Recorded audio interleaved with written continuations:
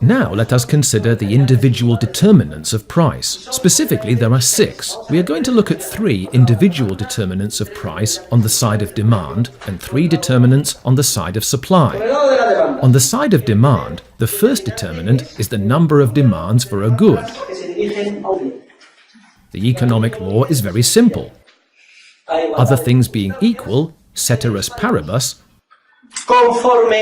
the greater the demand, that is, the number of demands for a good, the higher the price will tend to be, and vice versa. Other things being equal, the smaller the number of people who demand a good, the lower the price will tend to be. This is the first individual determinant, and it is obvious.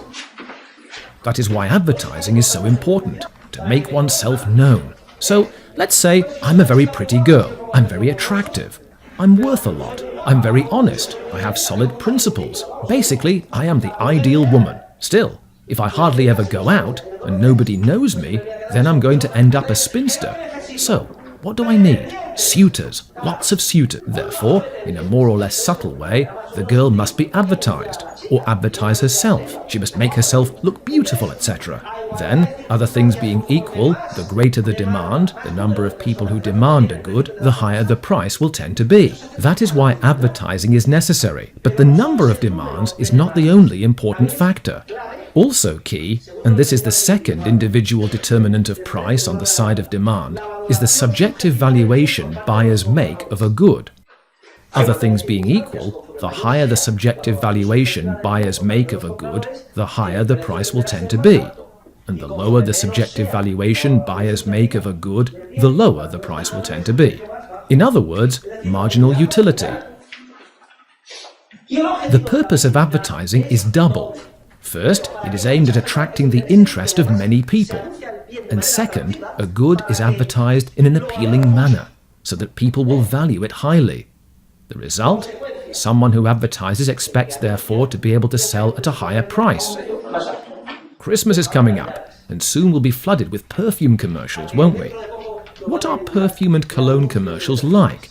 Well, to start with, they are shown again and again, so that lots of people see them.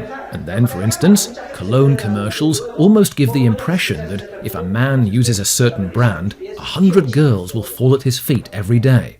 What happens to the price of perfumes and colognes? It goes up. We could also talk about car commercials.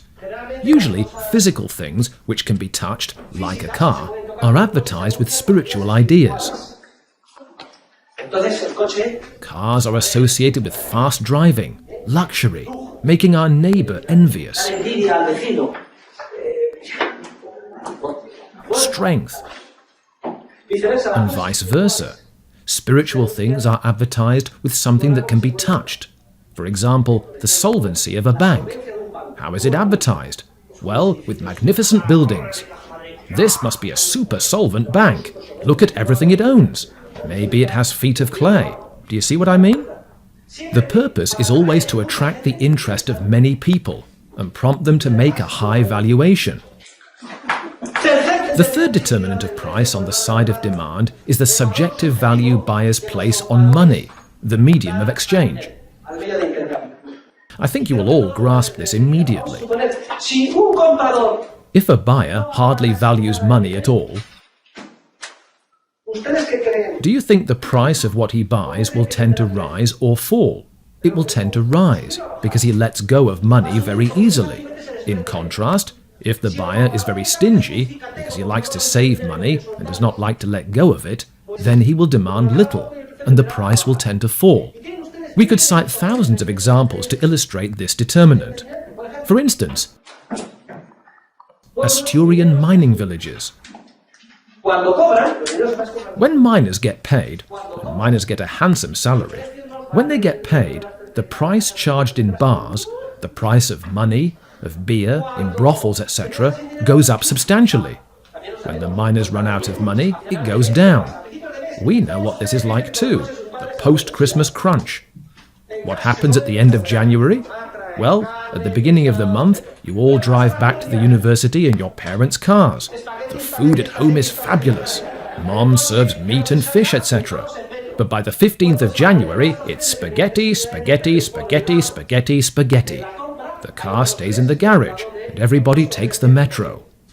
Well, parallel with these three individual determinants of price on the side of buyers, there are another three on the side of sellers. The fourth determinant is the number of units for sale. Again, the economic law is very simple. As the number of units for sale rises, other things being equal, what do you think the price will do? Will it go up or down? If there is an excellent crop and the market is suddenly flooded with potatoes or strawberries, what will the price tend to do? It will tend to go down, and vice versa. If there is a terrible crop and suddenly considerably fewer units are available, the price will tend to go up. What happens to peaches in January? Where do peaches come from in January? What do you think, Noah? From greenhouses. From where? They come from Chile or from southern Africa, and they are incredibly expensive. So clearly, the number of units exerts an effect opposite to what we saw on the side of buyers. The fifth determinant is the subjective value sellers place on the good. A seller may place a high subjective value on a good. For instance, this is a Van Gogh painting I inherited from my family. To be honest, I'm only selling it to you because I'm in a desperate situation. It has enormous sentimental value to me. Well, the price will tend to be high. Now, most sellers are affected by the law of marginal utility and the division of labor, which we have already talked about. Most sellers specialize in something, and they hardly value at all what they make. Thus, their marginal utility is zero. The marginal buyer determines the price for everyone. The sixth determinant is the subjective value sellers place on money. If a seller is in great need of money, what does she do? You have seen signs in the stores in January, right? After Christmas sale, or going out of business sale, or inventory sale. What are those meant to communicate to the public? I am desperate for money. I will buy money at any price. Money is tremendously valuable to me. In a nutshell, the price will fall. During the sales, what happens to prices? They go down. If the seller is in great need of money and places a high value on it, prices will tend to be low.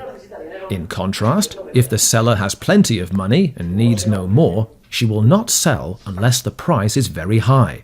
Those are the individual determinants of price.